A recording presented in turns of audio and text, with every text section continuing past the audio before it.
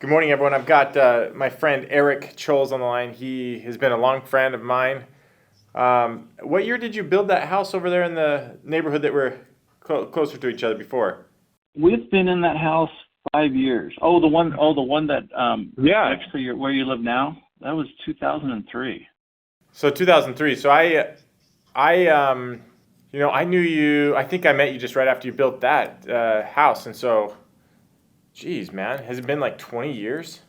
Yeah, it has been. That's crazy. I think in custom homes I've built over 200 custom homes in the last. In fact, Landmark, my current company, we've been around 27 years this year. 27 years. Wow. Okay. So Eric and I lived in the same neighborhood since about 2000. I think I moved in about right when you were finishing up, maybe a year or two after. So we've known each other close to 20 years.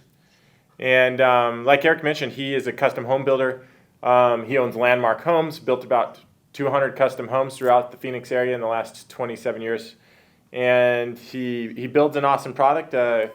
Oddly enough, he moved out of the neighborhood where I currently live and where we were neighbors, where we met almost 20 years ago, over to another neighborhood. And I am moving into that neighborhood in the next year or so. And Eric is actually building my wife and I's dream home. So we're excited about that and appreciate you working with us. I know I'm not the easiest to work with. No, you're fantastic to work with, actually.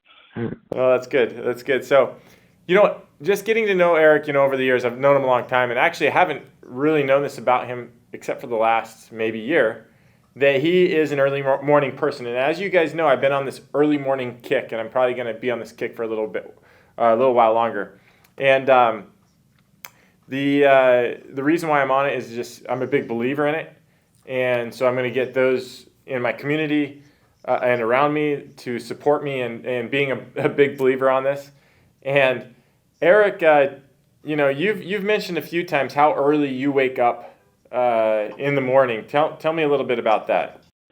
Well, I've always woke up earlier because I'm in construction, so I'm always on job sites early. But probably 10, 15 years ago, I got into the habit of waking up at 5:30 and going to the gym and working out. And so my routine now is I get up at 4:30.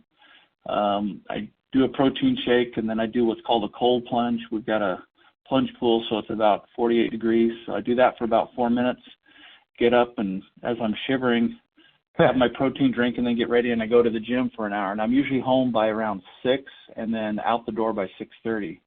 Wow. And if you know construction, oftentimes we're starting at 5 or 6 in the morning. And so I'm actually starting a little bit late, but I found that if I don't keep that routine, I lose out on a lot of opportunities throughout the day because of clarity, mental clarity, and I'm 58 years old. I've been doing this, I started construction in the summers when I was 14, so I've been doing it for quite a few years. Wow. So waking up early is habit for me. Even on the weekends when I can sleep in, I usually wake up by at least 5, if not earlier. That's great. So you guys, if you're listening, Eric's probably the first person that wakes up in the 4s. I know of one other person that wakes up at 4. I don't know him personally. It's just one of the guys that I'm a big fan of. But Eric, 4:30 is early, you guys. Being 4:30, what time do you have to go to bed to maintain that habit? It's interesting because I find that if I get too much sleep, I'm actually a little groggy, but I usually get about 6 hours of sleep. So I'm usually in bed by 10 or 10:30. So I've got a good friend of mine, Eric Lane in Tucson. He gets up at 3 o'clock in the morning, but he goes to bed at like 7. Wow. So I find that as long as I'm in bed by 10:30 or so, it works out fine. But a lot of people need a little more sleep than that. I've always consistently got about 6.5 hours of sleep. Yeah, that's great. So so this week within the community, I've been talking just about, it's basically proactive and reactive time. And in the mornings, I feel like, Eric, that we can be proactive because the time's ours, like you explained, that you've got 4:30 to 6:30. That's your time, and you've got your regimen. So you're being proactive, and now that you're at work right now, I messaged you 10 minutes ago and said, hey, can you jump on a call with me? You're like, sure. And so you're having to be now reactive because others, people around you are expecting things out of you. So it's reactive time. So I think like you mentioned, for mental and physical clarity, we need to have that proactive time in our lives.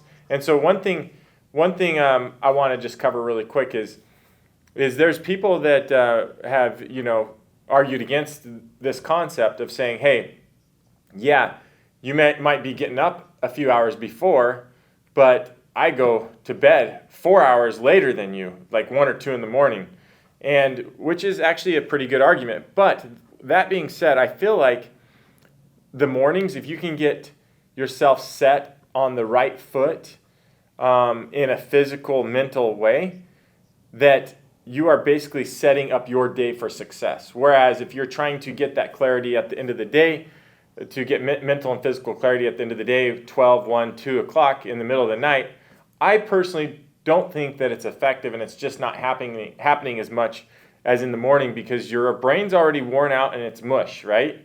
And so you got to get up and get on the right foot. Any thoughts about any of that? Well, I think, there's a quote that's it's attributed to Aristotle, but there's a lot of people that say that he didn't actually say it. But he says, "We are what we repeatedly do. Excellence then is not an act, but a habit." And that is so true. It's the consistency that's really important. And if you've ever read the book, The 5 a.m. Club by Robin Sharma, he really puts out a lot of really good points for the reason of getting up at 5 o'clock in the morning. And he has a consistent list of things that he does. I do things a little bit different than what he does, but he's got a consistent list of 4 or 5 items that he does every morning at 5 a.m. And I've got a good friend of mine, Dr. Frost, and his wife, Christina, and they follow that regimen, that 5 a.m. club. And I think that people that follow it really find especially if they do it consistently. And I think it's often, it's kind of like eating, right? You might want to eat really clean for 5 days a week, and then maybe on the weekend sleep in a little bit or do something a little bit different. But I find it's the consistency that's most important. And for me, honestly, Spencer, if I don't do it at 4:30 in the morning, it's not going to happen, because by the time I get done through my day and come home at night and I'm spending time with my wife and the grandkids, I just consistently won't be able to do it. I have to do it at that same time every morning. Right. Totally makes sense. That's interesting, the 5 a.m. club. I need to look that one up. There's another one called, that I've talked a little bit about this week, is called The Miracle Morning. Have you heard of that one? Yes, actually it's a really good book. Okay, cool. So I need to look up 5 a.m. club. That's great. And so my challenge has been to the community this week is to just wake up 1 hour earlier. And I'm actually getting a lot of great results from the community, and excited to hear just the difference in their lives and what they're accomplishing. One gentleman hasn't even seen a sunset for a while. I believe another gentleman has found himself more effective in his work and in his marriage and in his relationship with his kids. So I'm getting these messages and just super appreciative towards them and for those that have accepted my challenge. So the challenge is if you just wake up 1 hour earlier, then you have to your reactive time. So if you have to be up, for instance, for me, people expect things out of me at 7 o'clock. I'm waking up the kids, helping them get breakfast, getting them out the door.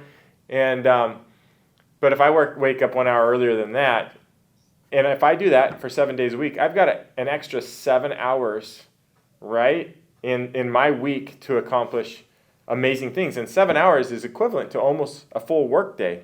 So it's like you are predicting your future, and you're creating your future, and you're giving yourself more time. So it's just a really cool concept I think with as busy as you are, Spencer, and you've got people coming at you at all different angles, you've got an extra hour a day that's probably the equivalent of 2 or 3 hours a day, simply because you're not being bombarded with text messages and emails and people wanting to talk to you. So that extra hour, it's like the Miracle Morning or, the 5 a.m. club. That extra hour is more powerful than maybe the other hours, the other 18 hours you have through the rest of the day. I appreciate that perspective, because I haven't thought about that, because in that hour it's like me time, and that proactive time. And you're right, I might get a few seconds, quite honestly, and not even ever during the day, more than a minute of like, oh, I've got to get this done. So I've got literally seconds to get that done. So you're right. That's a good perspective. That 1 hour is probably equivalent to a 3 hour base of productivity for my reactive time.